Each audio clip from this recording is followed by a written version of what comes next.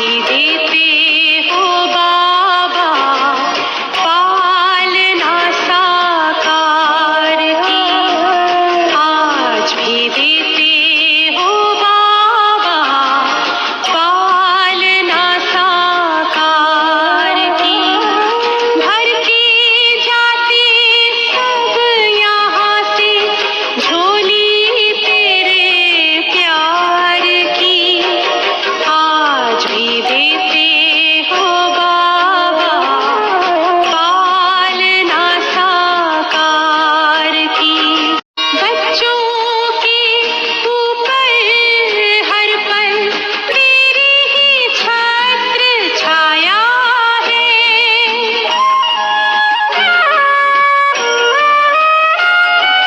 साकार कहाँ अव्यक्त कहाँ, कोई ना अंतर आया है। तुमसे पाई दृष्टि हमने, दृष्टि हमने, दृष्टि हमने शिव निराकार की, आज भी देते हो बाबा पालना ओम शांति। साकार। आज हम सब जो अव्यक्त मुरली चलाने की सीरीज चल रही है उसी को आगे बढ़ाते हैं। आज हम सब बाबा की अव्यक्त मुरली 4 मार्च 1969 को जो चली थी उसको सुनेंगे, उसका अध्ययन करेंगे। होली का समय था। होली के अवसर पे शिव बाबा आए थे, तो उन्होंने जो कुछ कहा उसको हम सब सुनेंगे। आज की मुरली का सार था, जो बीता उसे होली करना ही होली मनाना है। जो बीता उसे होली करना ही होली मनाना है। बाबा ने इसमें होली का बहुत सुंदर अर्थ बताया। यद्यपि भिन्न भिन्न मुरलियों में बाबा ने भिन्न भिन्न अर्थ बताए हैं। होली माना पवित्र बनना, होली माने होली जलाना, होली माना भगवान का हो जाना,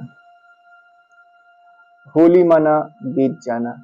यहाँ पे होली जो अर्थ इस मुरली में विशेष बाबा ने बताया है वो है होली, अर्थात हो लिए, हो चुके, जो बात बीत गई उस पर बिंदु लगाना। बाबा ने बोला है दुनिया होली मनाती है, लेकिन हम सब संगम युग पर हैं, तो संगम युगी होली का अर्थ क्या है? तो उसमें बाबा ने बताया होली में रंग लगाया जाता है, जलाया जाता है, श्रृंगार किया जाता है और मिटाया जाता है। अब रंग लगाना है किसका? परमात्म प्रेम का रंग। जो संगम युगी ब्राह्मण बच्चे हैं, ब्रह्मा कुमार कुमारियां हैं, वे क्या करें? होली में परमात्म रंग का रंग लगाएं। परमात्म नशा, यहाँ रंग लगाना माना नशा, इतना नशा रहे कि उतरे ना। जलाना है किसको? बुराइयों को, विकारों को होली जलाना है। लेकिन इसमें बाबा ने बताया इस मुरली में आत्म दीप जलाना है। पॉजिटिव में जलाना है तो किसको जलाना है? आत्मा रूपी दीपक को जलाना है। 1969 की है, तो उस समय कुछ लोग जब होली मनाते थे तो हो सकता है कुछ स्वांग करते रहे हों। स्वांग माना ड्रामा टाइप का होता है। तो जैसे गीत है होली खेले रघुवीरा अवध मां, या कृष्ण बनेगा कोई राधा बनेगा, तो उसमें श्रृंगार करके वो सब स्वांग बनाते थे और मस्तिष्क पे कोई लाइट जलाते रहे होंगे यहाँ पे। तो बाबा कहते हैं उस मस्तिष्क पे जो बल्ब जलाते हैं उसका अर्थ है कि हमें आत्मा रूपी दीपक मस्तिष्क पे जो है उसको जलाना है। श्रृंगार किया जाता है, चूंकि अब वो राधा बनेंगे कृष्ण बनेंगे तो श्रृंगार किया जाता है। श्रृंगार कैसे होता है? देवताओं जैसा। तो तुम्हें दैवी गुणों का श्रृंगार करना है। तो रंग लगाना है परमात्मा का और श्रृंगार करना है दिव्य गुणों से अपने आप का श्रृंगार करना है, ये मुरली कहती है। मिटाना है अपने पाप कर्मों के खाते को मिटाना है। तो इस प्रकार से ये है। आज जो विशेष बाबा ने होली के बारे में बताया उसको हम लोग सुनेंगे। जो पहला अर्थ आज जिसपे सार है ड्रामा का, जिसपे सार है आज की मुरली का, होली अर्थात बीत चुके। होली अर्थात जो हो चुका है, जो बीत गया है, उस पे चिंतन ना करना। बाबा ने जो विशेष बात बताई है वो यही बताई है। बीती हुई बात को, बैक लाइफ को सोच करके, अपने पिछले जीवन को सोच करके लोग क्या करते हैं? दुखी होते रहते हैं, पश्चाताप करते रहते हैं बार बार। तो यहां पे ये बताया गया है कि अगर आप चाहते हो पक्का रंग लगे,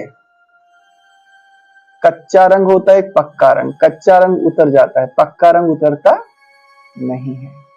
तो परमात्मा प्यार का जो नशा चढ़ता है वो पक्का रंग के रूप में रहे, हमेशा चढ़ा रहे, उतरे ना। तो इसके लिए आपको होली यानी बीत चुका उस बात को सच्चे रूप से होली मनाना पड़ेगा। इस बात पे गौर करना पड़ेगा, बाबा ने इसमें कहा है। अगर आप चाहते हैं कि परमात्मा प्यार का पक्का नशा चढ़े, पक्का रंग लगे, तो हमें उससे पहले होली को होली के अर्थ में मनाना पड़ेगा। अब इसका मतलब क्या है? जैसे कि कोई भी बच्चा आता है, ज्ञान सुनता है, 2-4 दिन में मधुबन में जाता है, अच्छे लोगों के संबंध में आता है, तो उसको नशा चढ़ता है। ज्ञान सुनता है तो वो सोचता है मैं तो देवता बनूंगा, मैं तो देवी बनूंगा। माना परमात्मा प्यार का रंग उस पे चढ़ा, लेकिन अभी वो पक्का नहीं हुआ है, अभी वो कच्चा है।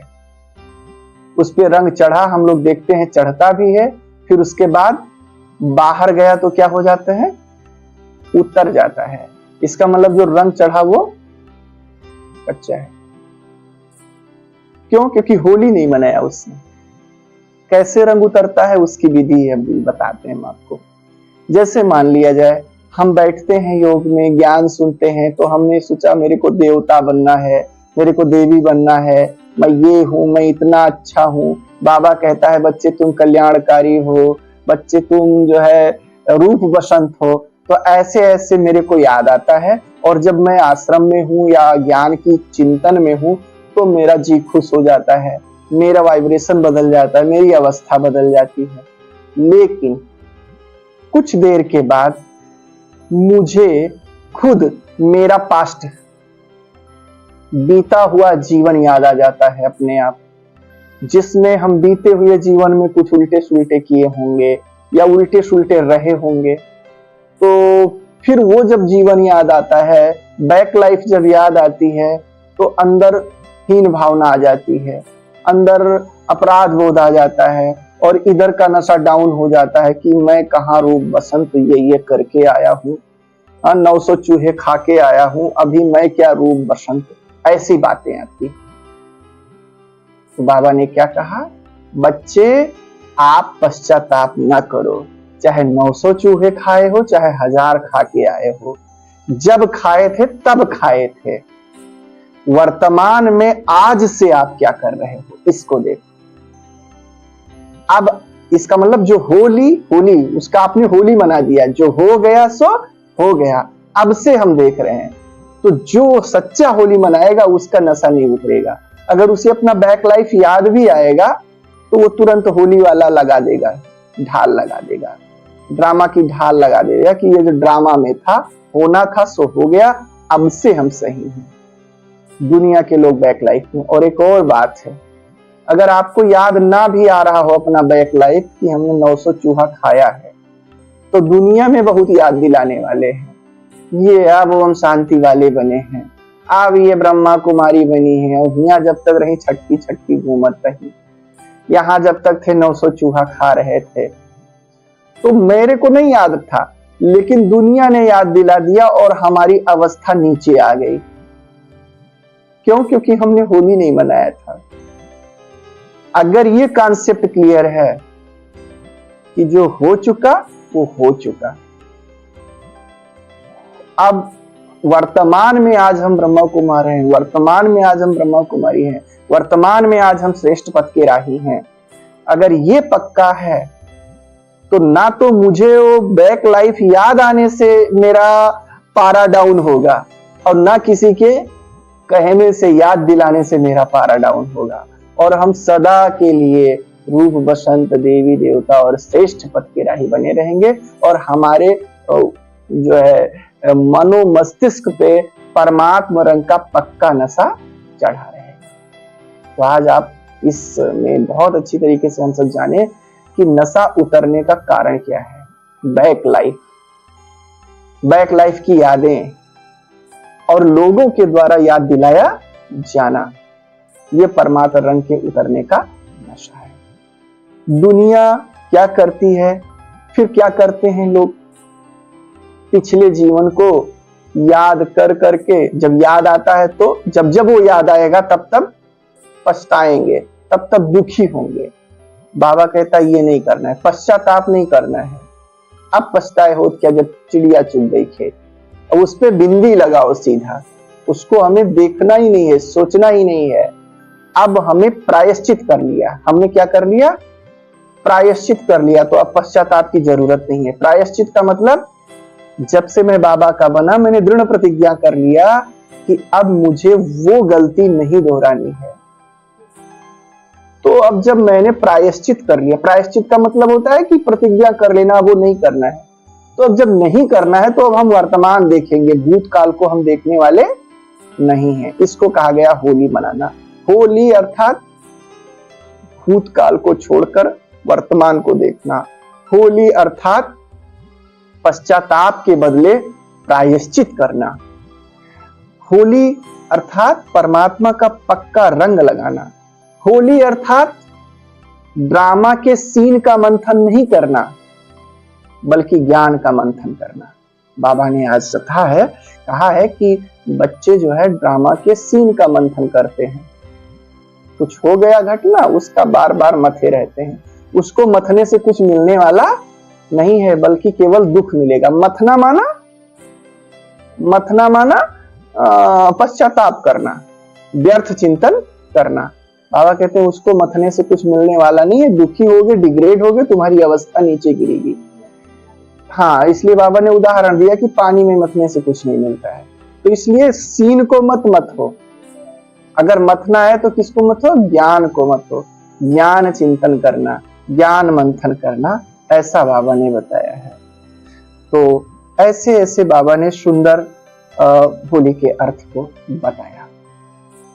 इसके बाद में बाबा ने बताया कि सेवा करनी है, घेराव डालना है।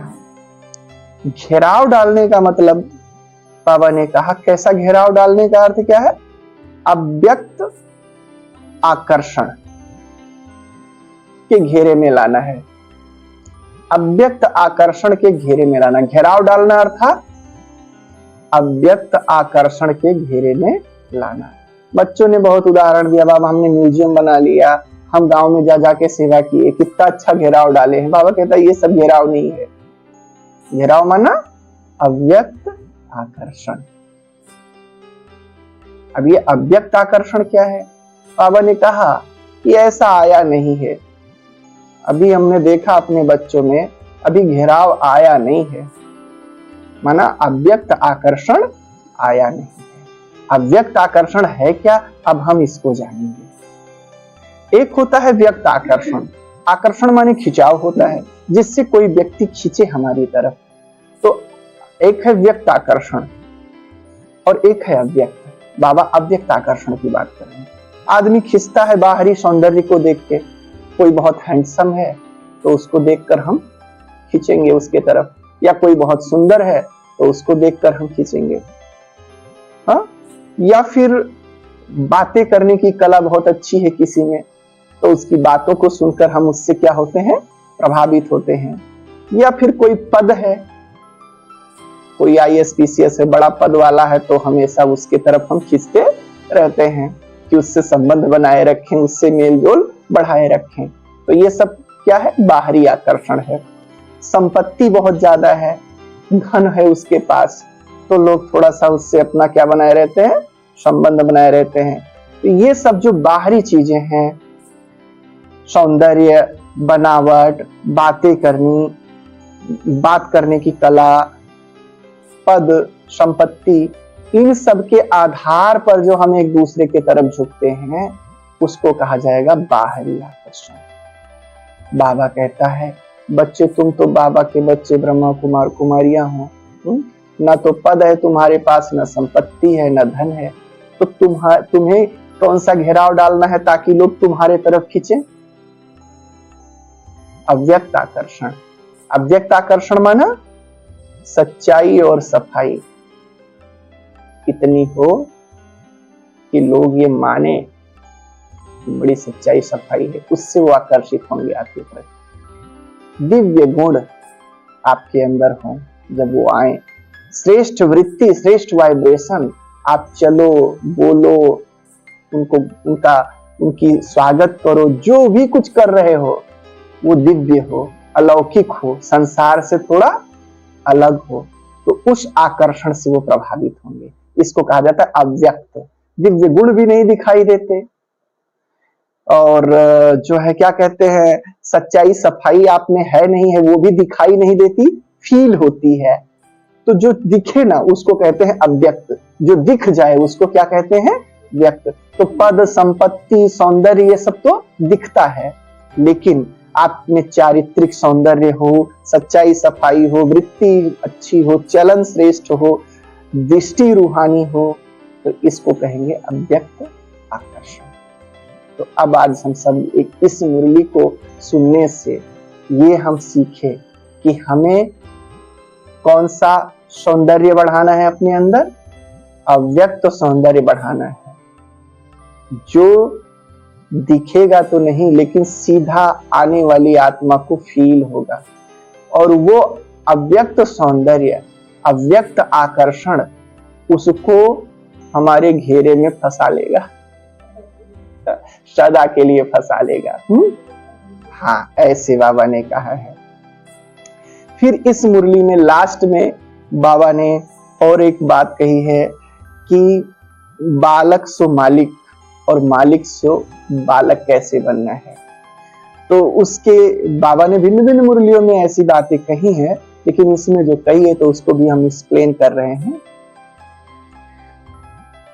संगठन को बनाए रखना है, अगर हमारा जो संगठन है, अब वो परिवार भी एक संगठन होता है, कोई सामाजिक है, कोई राजनीति है तो वो भी एक संगठन होता है, पार्टी है, ऐसे अपना ये जो आश्रम है वो भी एक संगठन है। तो किसी भी संगठन को बनाए रखने के लिए ये आवश्यक है कि संगठन के हर सदस्य में बालक और मालिकपन का दोनों गुण होना चाहिए। कब बालक बनना है, कब मालिक बनना है, ये दोनों गुण उसमें आना आवश्यक है।